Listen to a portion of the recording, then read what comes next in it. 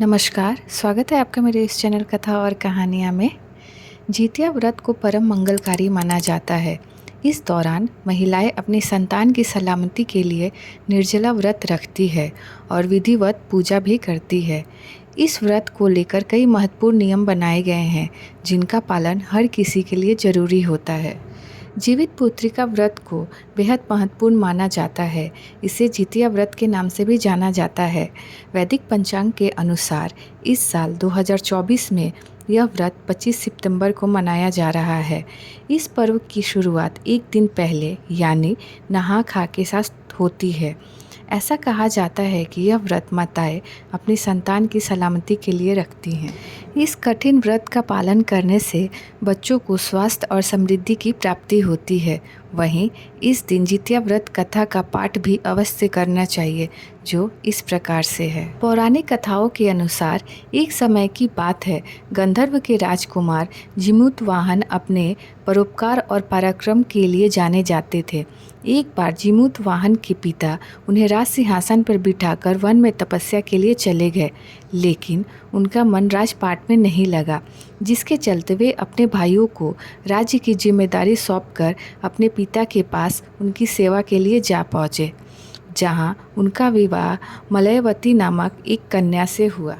एक दिन भ्रमण करते हुए उनकी भेंट एक वृद्ध स्त्री से हुई, जो नागवंश से थी।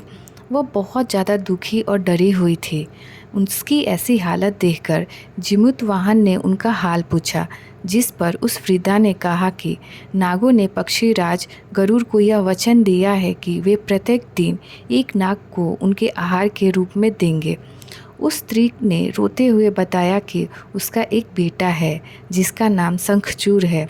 आज उसे पक्षीराज गरुड़ के पास आहार के रूप में जाना है।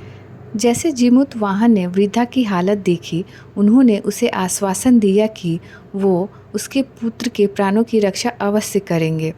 अपने कहे हुए वचनों के अनुसार जिमूतवाहन पक्षीराज गरुड़ के समक्ष गए और गरुड़ ने उन्हें अपने पंजों में दबोचकर साथ ले गए।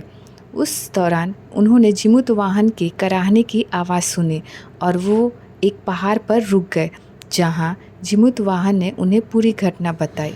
तब पक्षीराज ने उनके साहस और परोपकार को देखकर दंग रह गए और प्रसन्न होकर उन्होंने जिमूतवाहन को प्राणदान दे दिया। साथ ही उन्होंने यह भी आश्वासन दिया कि अब वे किसी भी नाग को अपना आहार नहीं बनाएंगे।